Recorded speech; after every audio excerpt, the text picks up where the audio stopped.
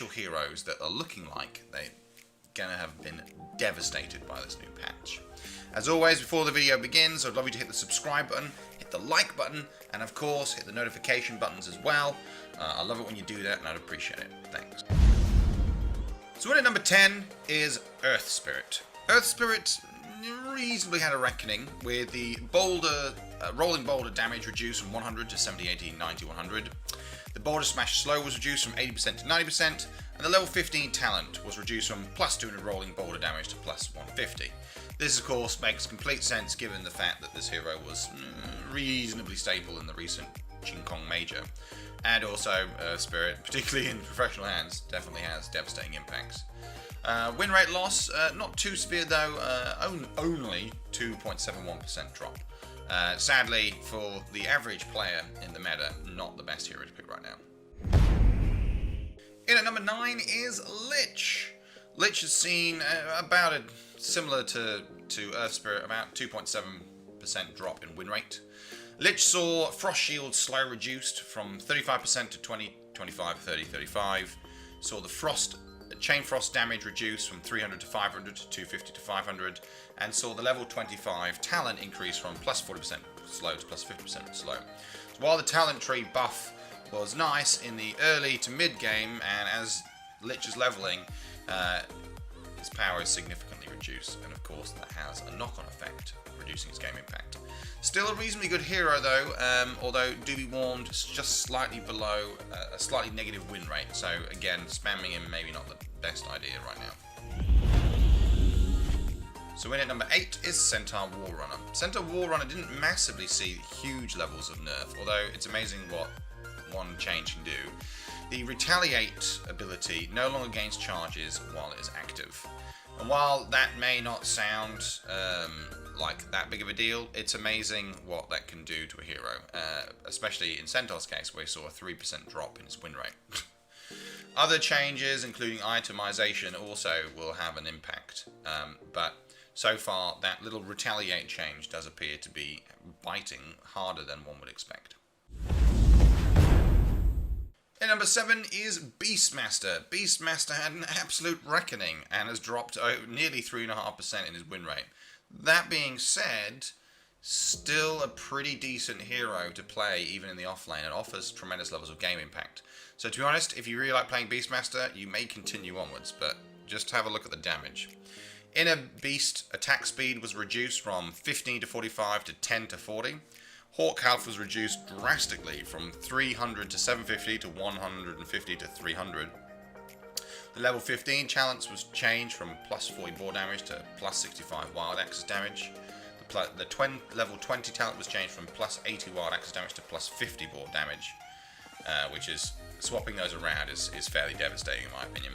The level 25 talent tree was increased from minus 15 second Hawk's cooldown to minus 20 seconds cooldown, and the other level 25 talent was reduced from plus 30 inner beast attack speed to plus 25. So again, because you're pretty much always going for the inner beast attack speed, these are all in all really quite devastating for Beastmaster, and of course have knocked him down a shade.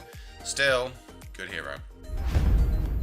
And number 6 is Medusa. Medusa was due a reckoning given her, relative popular use, particularly in the pro scene, and so they did.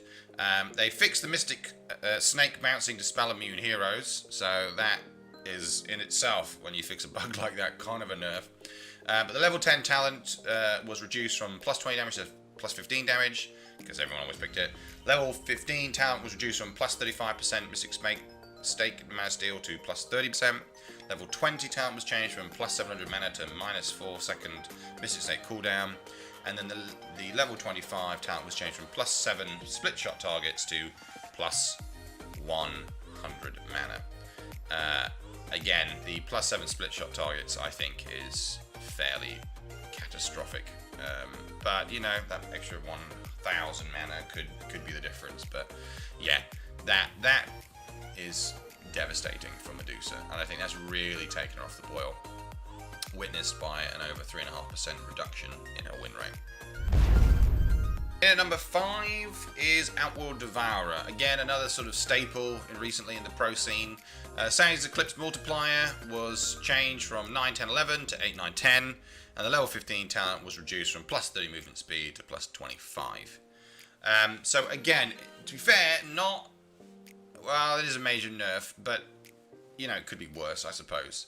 But this, naturally, of course, reduced mobility and reduced damage is going to be always painful for any hero to take. Particularly given the power of Sanity's Eclipse. That's fairly awful. So, oh well, never mind. So, there's Outworld Devourer losing nearly 4% on his win rate, and again, a hero on the list is actually the worst to play right now in the current meta, particularly if you're in lower skill. Timbersaw had a balance change that was, well, a little bit strange, that largely speaking seems to be negative. So Timbersaw's win rate has dropped by over 4%, which is fairly awful. But here's kind of why. Reactive armor bonus was reduced from 1.3 to 1.6 to 1 to 1.3. Reactive armor bonus health regen was reduced from 1 to 1.6 to 1 to 1.3.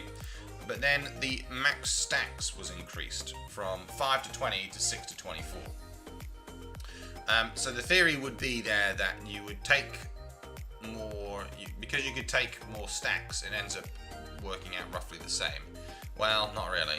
But anyway, and then Whirling Death Tree bonus damage was increased from 10 to 25 to 12 to 30.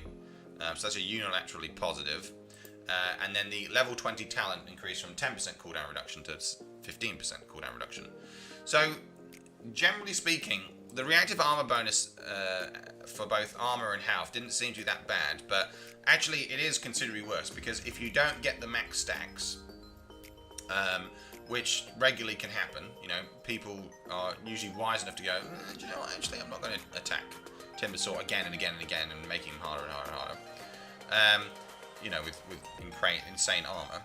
Basically, this is actually a nerf, and quite a major one, because usually you're going to hit him like a couple of times or whatever, so he's not as tanky, and so prior to getting the max stacks, he's more vulnerable, will take more damage, and it's easier to die, and regenerates not as well. So, and especially if you burst the guy as well, you know, it's basically come out as a nerf.